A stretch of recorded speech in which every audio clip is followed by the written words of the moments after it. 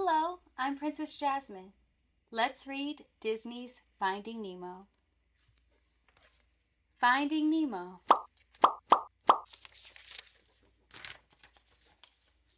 Now, most of you who are reading this book probably live above the sea, but others live underwater. Nemo and his father Marlin lived underwater. They were clownfish. Because they were clownfish, they were small, but other fish were big. Marlin was scared of the big fish, so he always kept Nemo close to him, tucked safely inside their little home.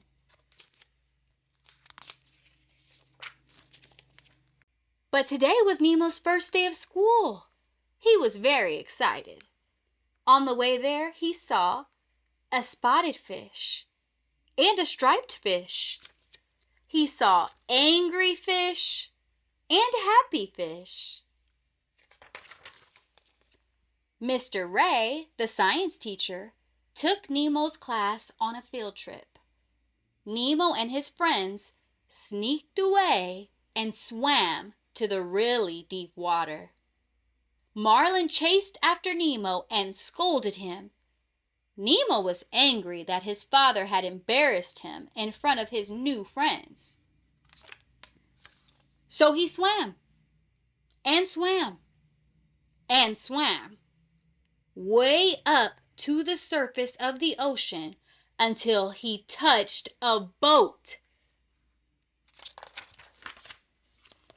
Then Nemo got caught. "Daddy!" cried Nemo. "Nemo!" cried Marlin. Nemo was taken away in the boat. Marlin tried to save his son, but the boat sped away so fast it soon disappeared. Nemo was gone. But Marlin would not give up. The only thing on his mind now was finding Nemo. Looking for help, Marlin swam into all sorts of fish. They pushed him and shoved him. They bumped into him. Soon Marlin was knocked aside.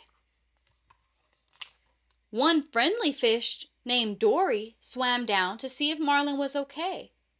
She was a little bit silly, and she couldn't remember very much, but she was happy to help Marlin. Together, Dory and Marlin met a shark. Marlin was scared, but Dory thought it was very nice of the shark to invite them to a party. The party was for sharks who were trying not to eat fish. Luckily, they did not eat Marlin and Dory. Marlin kept searching for Nemo. He and Dory found a scuba mask that belonged to the diver who had taken Nemo. They swam down into a very deep, dark place to get it. Then they saw a light. The light was attached to a mean anglerfish, but it helped Dory read an address written on the mask. Then the two friends swam away before the anglerfish could eat them. Now Marlin knew where to find Nemo.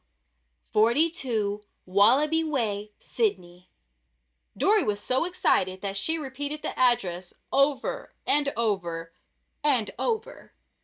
42 Wallaby Way, Sydney. 42 Wallaby Way, Sydney. 42 Wallaby Way, Sydney. Next, Marlin and Dory met some moonfish. The moonfish made funny shapes. They pointed toward 42 Wallaby Way, Sydney. Some friendly turtles gave Marlin and Dory a ride. Marlin told the story of his search for Nemo, and the news spread across the ocean.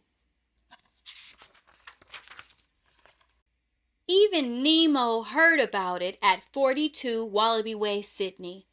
He was very excited. He wanted to escape from the fish tank where he was trapped. Nemo's new friends were excited too. The little clownfish was bursting with pride. He had the bravest dad in the sea. Then a whale swallowed Marlin and Dory. Dory told Marlin he didn't need to worry, and she was right. The whale took them as close as he could get to 42 Wallaby Way, Sydney. In fact, he took them all the way to Sydney Harbor. At last, a pelican named Nigel helped Marlin and Dory go straight to 42 Wallaby Way, Sydney, but it was too late. A little girl had grabbed Nemo. Marlin couldn't save him. Marlin was sad. He thought he would never see his son again.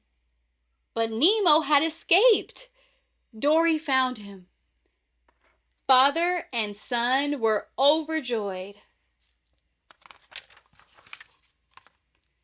And when they finally returned home, both Nemo and Marlin were heroes.